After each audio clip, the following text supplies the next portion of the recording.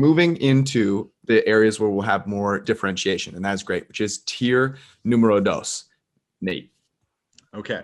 I'll just get it out of the way and get kind of, I think would be my kind of takey pick, and that's Dak Prescott. I think I'm a huge Dak supporter. I watching him as a guy, maybe his first couple of years, I was with everybody else saying, oh, he has a great team around him. He's more good than anything. He's just a good quarterback with a great situation around him. And as he's evolved throughout his career, man, he's got everything. We had a podcast where we did the top QB draft, and he was my first pick, the number 2 overall pick. Wow. I think, yeah. And that was some with contract stuff in there too, but still, I still stick with that. I think he is an elite quarterback. I really do. Just being able to do all 3 types of throws, short, intermediate, long, drop back, play action game, athletic enough to be on the run. He's not going to juke anybody, but he's athletic and he can run guys over. Like he can legit run the whole QB run scheme. Also just the head he has, the brain he has. He's one of the best in the league, period. I mean, period, at operating pre-snap and pointing out pressures. And at first I gave a lot of credit to Travis Frederick for that, because 1, I'm biased towards Travis, and 2, I just know, as he's a Wisconsin Badger, and 2, I just know he's very cerebral, one of the smartest guys I've ever been around. But even he hinted to me, like, he's like, no, Dak's really good, man. He's like, Dak fixes stuff for me. And I was like, oh crap, that's saying something for a center to say that too about a quarterback. But Dak is just one of those guys. I think this year he's going to be a big, I hope he takes a step forward from this injury, because I think he's going to ascend, especially with the fantastic pieces he has around him.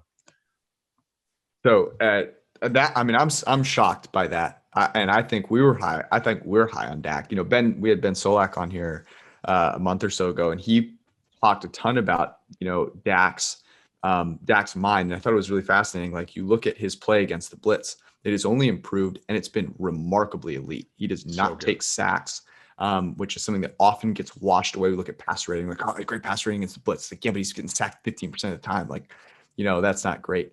So that's a cool one. Who else? So is he alone in tier 2 for you? Oh no, tier 2. I would also have Russell Wilson in there. And then I don't know how we consider him, but Deshaun Watson. Sure. My tier 2 is actually a little bigger than I thought it would be. And then I go Josh Allen, Aaron Rodgers, and Tom Brady. But I put Aaron Rodgers and Tom Brady italicized, because it was just kind of one of those where it's like, you don't know, like, you never know when those quarterbacks, the rug gets pulled underneath them, like, you never know when that it all just falls apart for them. I don't think they will. I think Tom's got another year ahead of him. Brady's got another year ahead of him. And then I think Rodgers was just more situational stuff, and same with Deshaun. But no, that would be my tier 2. It's a little bigger than I thought going in, but it was, there's a lot of good quarterbacks right now. George, I'm going to interrupt. I think that's my exact tier 2 that we were talking about the other day. I think I have it differently ordered. I have Brady, Wilson, Rodgers, Allen, Prescott. So I would have Dak at the very end of that group. But I do think this is where, in my opinion, the question of should you pay a quarterback the top dollar, and can you win a Super Bowl with quarterbacks making 40 million plus? I think this is where the answer, the answer is no. Like, I think Prescott's the last quarterback that right now, Prescott and Allen would be the last 2 quarterbacks that I'm comfortable giving the max deal to. Which is a great way to look at it. Because similar terms, that my way of looking at it was like, these are that guys are situation proof, like scheme proof. It's like, kind of like, no matter what team you drop them on, they're going to be an upgrade of probably who you have. Like, they are going to be that guy.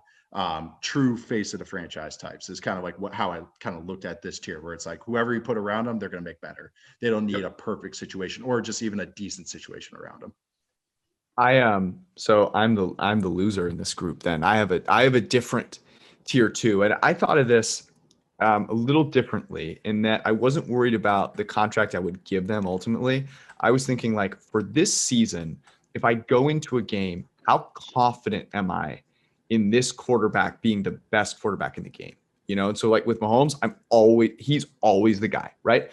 And then the next level of confidence, I have to give a little love to, like, the old guys. So I went tier 2, just Brady and Rodgers, because I've seen them do it for so freaking long. They're mentally in a different level than I think what my tier 3 guys are, which I'm sure you guys can guess, what they are.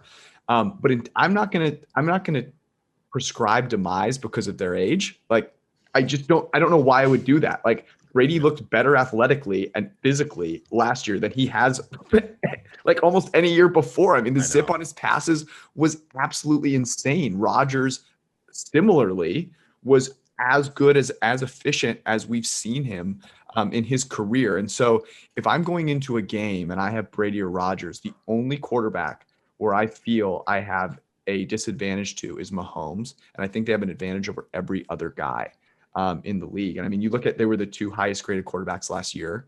And that it wasn't like a Drew Brees, I'm going to dink and dunk it down the field. I mean, these guys you talked about, I thought you put it really well, Nate, which was you can hit the short, intermediate, and deep throws. Those guys still do that. And they also just own, the mental component of the game. So